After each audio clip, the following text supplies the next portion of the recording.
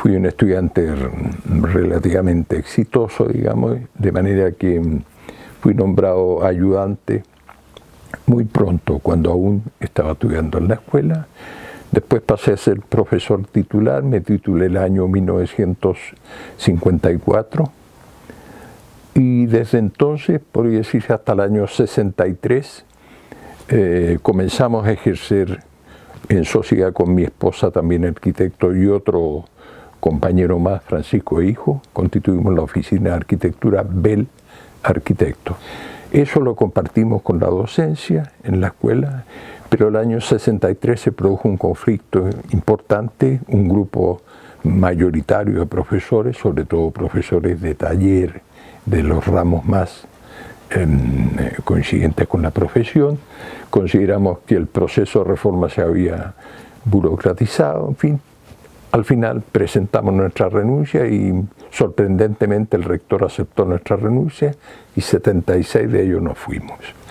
Y fundamos entonces la revista de arquitectura AUCA, Arquitectura, Urbanismo, Construcción y Arte, de la cual yo fui su primer secretario de redacción hasta el año 70, cuando se produjo la victoria de la Unidad Popular y el presidente Allende.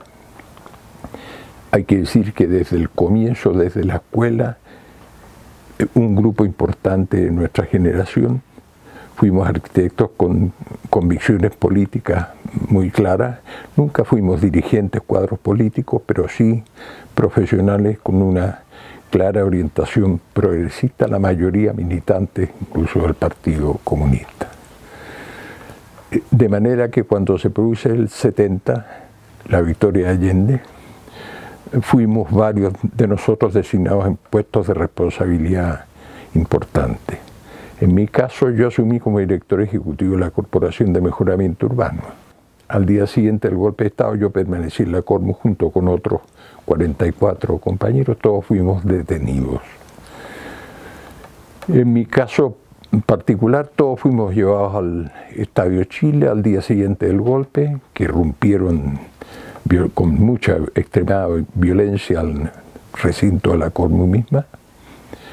Y yo fui llevado, como te digo, al Estadio de Chile, pero ocurre que, además de ejercer como director ejecutivo de la Cormu, durante el gobierno del presidente Allende, por iniciativa del general Prats, se constituyó un convenio que se llamó Cormu Ejército de Chile para planificar y construir las viviendas que el ejército necesitaba y que hasta entonces carecía de un plan habitacional propiamente tal.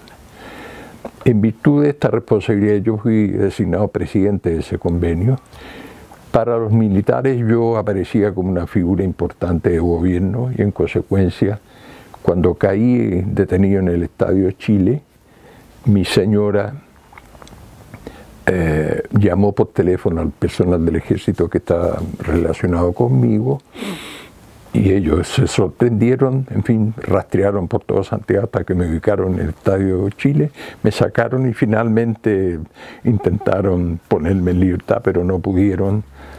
Recibieron un llamado al Servicio de Inteligencia Militar y me enviaron entonces junto con las altas autoridades de gobierno que estaban concentrados en ese momento en la escuela militar. Me enviaron detenido junto con las altas autoridades de gobierno a la isla Dawson, donde permanecí 8 meses, en total 2 años preso, en otros campos de concentración, después en Ritoque, en Tres Álamos, en la Academia de Guerra Aérea, hasta que me expulsaron del país. Pasé el exilio en Dinamarca, muy afortunado, porque prácticamente desde que llegamos, al enterarse por algún motivo en la Escuela de Arquitectura de Copenhague, me invitaron a participar en un seminario y desde allí, con mi señora también arquitecta, ambos ejercimos la docencia en un curso especial que se hacía de posgrado en Dinamarca para jóvenes arquitectos titulados del tercer mundo, como se llamaba entonces, en materias de vivienda y desarrollo en los países en vías de desarrollo. Regresamos a Chile el año 1984 Me incorporé muy activamente a las actividades gremiales y fui designado director, elegido, digamos, director del Colegio de Arquitectos, director nacional, cargo que ejercí durante 8 años. Compartí con muy activa participación en las acciones de resistencia contra la dictadura y simultáneamente volvimos a restablecer la oficina de arquitectura con mi socio que había retornado poco antes. Fuimos afortunados porque en cuanto llegué nos presentamos a un concurso de arquitectura para construir los nuevos municipios que se habían creado en la región metropolitana. Nos ganamos el de Lo Prado, municipio de Lo Prado, que hicimos un bonito proyecto y a raíz de eso se restableció la actividad de oficina liberal, llamémosla así. Bueno, la arquitectura para mí es una profesión, desde luego, con un alto contenido técnico. Es un caso bastante excepcional en todas las profesiones, digamos, porque hay que admitir que efectivamente es una combinación importante de técnica y arte, que no es un caso frecuente en el caso de las profesiones, o son claramente científicas, técnicas, o son claramente en el ámbito artístico. Yo diría que no sabría decir que predomina en el ejercicio. Uno tiene una cierta intuición cuando practica la arquitectura. Nosotros fuimos sí formados con un gran rigor técnico. Nosotros fuimos formados con una gran preocupación por los problemas y las necesidades de los sectores de menores recursos. Y la verdad es que en nuestro ejercicio profesional invariablemente combinamos el servicio profesional a sectores, llamémoslo, acomodados, como a sectores modestos.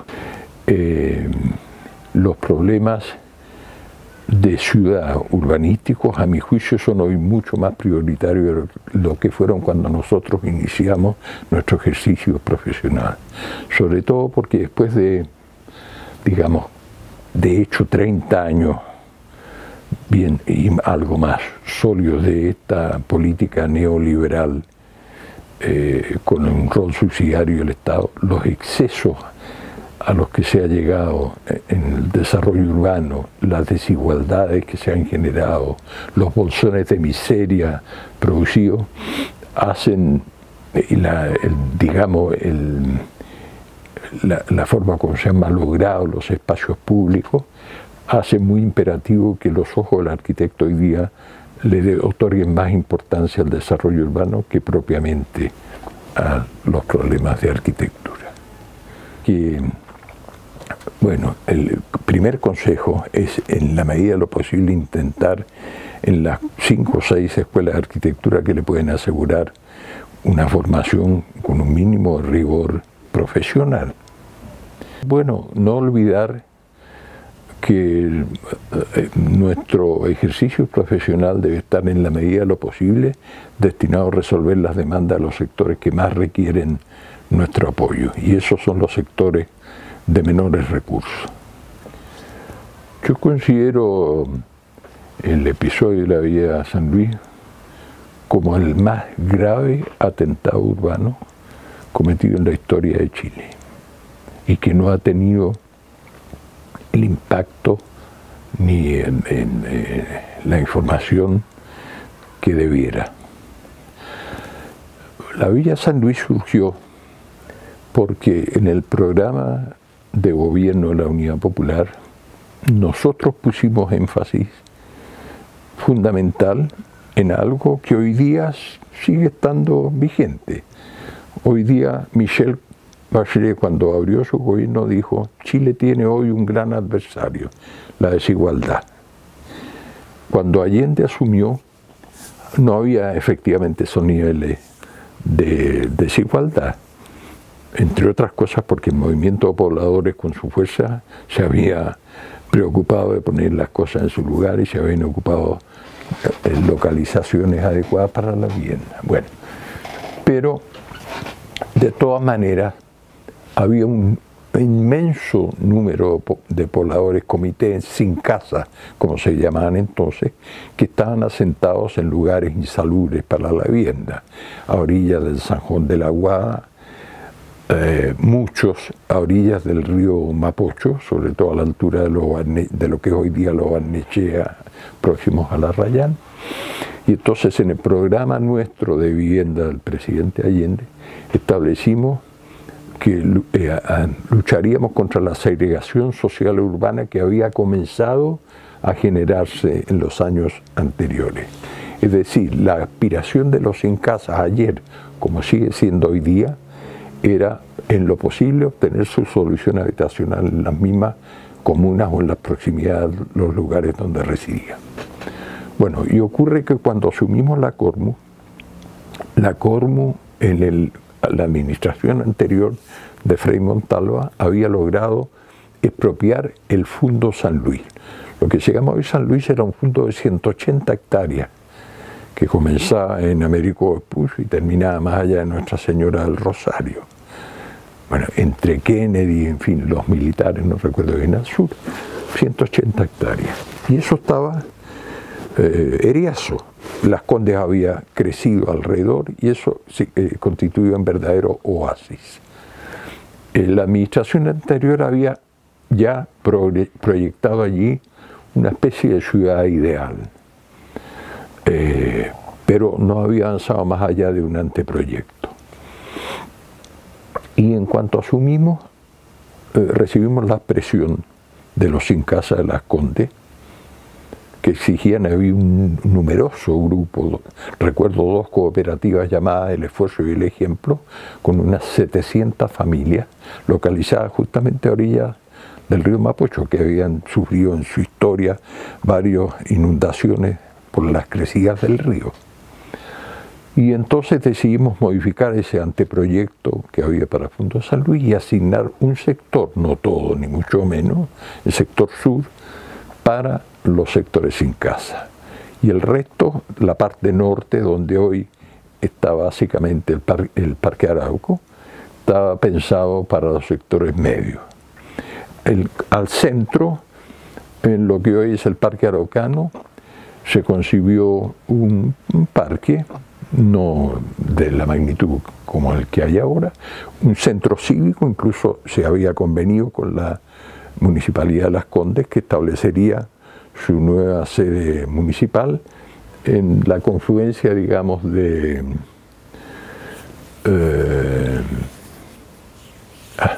el cruce con la avenida Manquehue, que nosotros hacíamos pasar subterránea. Bueno,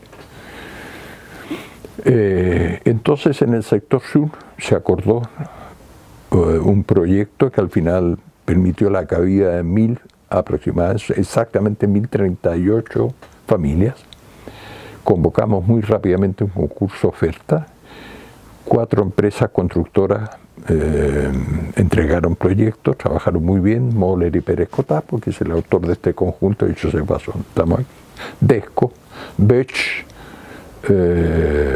alguien más, Arquín, sí. Y después también iniciamos un sector con la ejecución directa de la Cormu. También está en nuestro programa, que con el objeto de establecer una mayor competencia con las grandes empresas constructoras, íbamos a constituir departamentos de ejecución directa de la Cormu, cosa que hicimos y fue muy exitoso. Bueno, y se construyeron, se entregaron esas 1000 viviendas, se asignaron correctamente conforme a las normas existentes en esa época, pero por motivos que ignoro, ya en los días después del golpe, la dictadura resolvió digamos, despojar a esta familia de estos departamentos, un hecho incalculable, y en un proceso de 2 años despojaron a estas 1038 familias del derecho que habían adquirido. Es cierto que no habíamos alcanzado a entregar títulos de dominio porque no estaban concluidas las obras de infraestructura, totalmente, que era el pretexto que nos daba la Municipalidad de Las Condes tampoco para otorgarnos títulos de dominio, que era otra forma de presión también contra el asentamiento de esta familia, y porque tal vez Pinochet ya había pensado echarle el ojo como negocio. El hecho es que en un lapso de 2 años fueron lanzados algunos en camiones basureros de la Municipalidad de Las Condes, arrojados en potrero en cualquier parte, y un número de unas 300, 400 familias asentados en la vía Juan Antonio Ríos, donde había un stock importante de viviendas del Ejército de Chile. Se trajeron entonces al personal del Ejército los nuevos departamentos de San Luis y les entregaron estas viviendas que tenían 40 años en algunos casos, con el gas cortado, en fin, que no se habían conservado propiamente tal, y que se las hicieron pagar. Hasta el día de hoy han estado pagando. Pero es evidente que nunca hubo el propósito real de mantener eso desde un comienzo. Porque yo regresé a Chile el año 84, habían pasado ya 11 años después del golpe. Una de las primeras cosas fue ir a ver el conjunto San Luis. Me llamó la atención, estaba en pésimo estado, no se había conservado nada de los espacios comunes, no había un jardín constituido, no había un estacionamiento, los poquitos que ya habíamos hecho estaban absolutamente malogrados. Se notaba que muchos de los departamentos estaban vacíos, otros sin cortinas, con papeles de diario cubriendo las ventanas, había no pocos vidrios rotos, ni una mano de pintura de nada, ni un solo equipamiento de los que estaban proyectados construidos. Y bueno, Pinochet se las arregló para aparecer mediante presiones que hizo con el Ministerio de Bienes Nacionales. Se le transfirió todos esos bienes al Ejército en forma fraudulenta. Nunca se han investigado estos hechos, pero era imposible que lo pudieran hacer con todo lo que había significado la consolidación de esa familia. Y terminó vendiendo todo esto públicamente, dándolo a conocer a esta inmobiliaria que ha hecho, ¿cómo se llama? Alto Las Condes, no, Nueva Las Condes, sustituyendo estos edificios suntuarios dedicados a oficinas. Bueno, en todo este episodio hay un hecho increíble, inverosímil. 2 bloques lograron evitar ser despojados, se mantuvieron, permanecieron durante todos los años de la dictadura tranquilos, no les cobraron nada, nadie intentó consolidar con título de dominio, hasta que cuando se anunció que el Ejército vendía todo esto, los pobladores se presentaron ante el Ministerio de Bienes Nacionales y dijeron, pero ¿por qué nosotros somos dueños? Finalmente, de la transferencia al Ejército se excluyó estos 2 bloques y se les otorgaron sus títulos de dominio. Esto fue el año 98, creo, 97, cuando se hizo la transacción. Y desde entonces permanecieron 110 familias allí. Naturalmente en condiciones absurdas, porque en este entorno que se empezó a construir se demolió todo el resto y empezaron las presiones por irlas sacando. Comenzaron ofrecimientos con 20, 30, 40, 50, 60 millones de pesos. Fueron lanzando, comprándole, adquiriéndole estas inmobiliarias, los departamentos de todas las familias. Finalmente los 116 quedaron hasta comienzo de este año 8 familias que se negaban a irse. El mes pasado lograron presionar a 7 de ellas. ¿Cuánto le pagaron a cada una por su departamento, sabes? 490 millones de pesos. Prácticamente lo mismo que aquí. Y aquí, en el San Luis, el Joaquín Lavín, que estaba en ese tiempo de alcalde de Las Condes, convocó a un show a los medios de comunicación, porque él iba a manejar el bulldozer para pegarle los primeros atracones a los bloques que justo eran, yo los sé, los que había hecho Moler y Pérez Cotamo, de un hormigón tan que hizo el ridículo, le tiraba la bola y no le hizo rasguño. Tuvo que bajarse con su sonrisita siempre, se subieron 3 maestros ahí con 3 máquinas para poder demolerlo. La concepción del edificio de la UNTAD fue notable. A mí me cuesta pensar que se pueda fácilmente reproducir una situación que permitiera llegar a este resultado. Porque fíjate, el edificio se construyó en 275 días, desde no tener nada hasta tenerlo no solo terminado, sino equipado completamente con mobiliario, con cortinas, con obras de arte. ¿Y cómo fue posible ese milagro, sino producto de un esfuerzo tal como lo pusimos en la placa de granito que grabó Samuel Román, el Premio Nacional de Escultura? Es el esfuerzo colectivo de obreros, profesionales, artistas que hicieron posible esta obra. Porque cuando teníamos que poner los nombres de los autores, como se pone en cualquier placa, era tal el número que preferimos no poner ninguno. Entonces lo que te quiero decir, claro, se ha tergiversado mucho e ignorado lo que fue la actividad en los tiempos nuestros de la UP. Pero te digo, el espíritu de creatividad que se generó no solo en el campo nuestro, sino en el canto nuevo, en la pintura, en muchas actividades del ámbito cultural, artístico, fue increíble.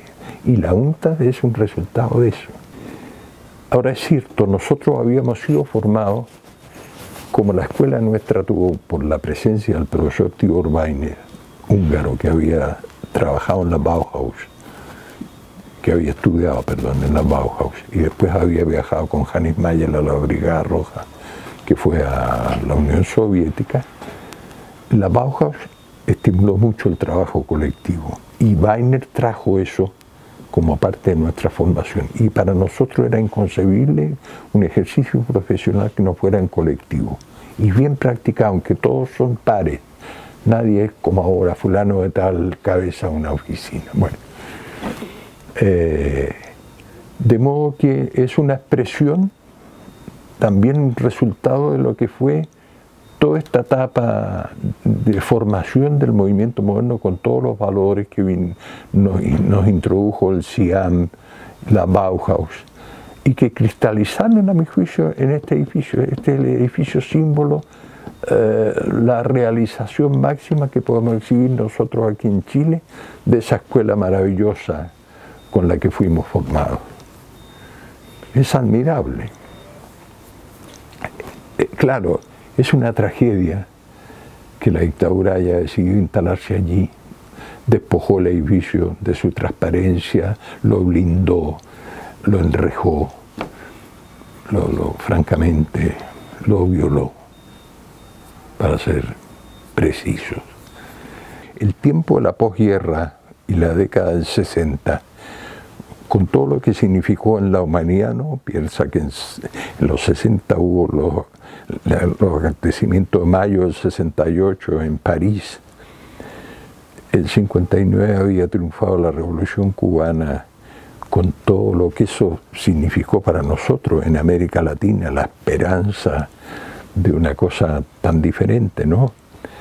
Los Beatles, aquí en Chile la Violeta Parra, Víctor Jara.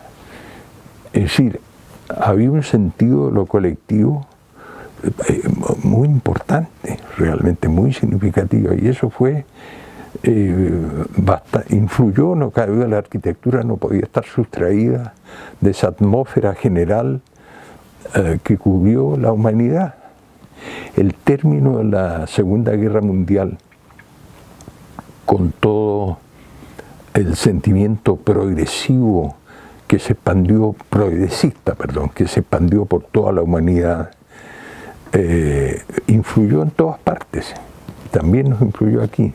Y yo creo que el movimiento moderno no podía de la arquitectura sustraerse de ese espíritu. Por eso todo lo que tú ves de las décadas del 50, 60 hasta el 70, digamos, está impregnado de esa atmósfera colectiva, que se suma un poco a la utopía de que éramos capaces de crear un mundo mejor.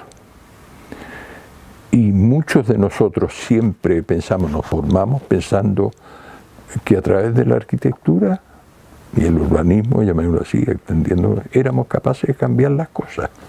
Y, por ejemplo, la experiencia de la KPD es un poco eso. La KPD nos llegó de regalo, porque te advierto dentro del escepticismo de algunos entre los que yo me encontraba, porque a raíz de que nosotros tuvimos un terremoto en julio del 71, que azotó con epicentro Valparaíso y Yapel. Y allí, a raíz de este terremoto, la Unión Soviética decidió donarnos una fábrica de hormigón pesado, de prefabricado, paneles prefabricados de hormigón pesado. La experiencia que teníamos algunos con los sismos nos hizo dudar de que lo único que se hormigonaba in situ eran las uniones de las placas de los entrepisos con los muros, en donde se soldaban, en fin, las enferraduras y se hormigonaban in situ, nada más que las uniones.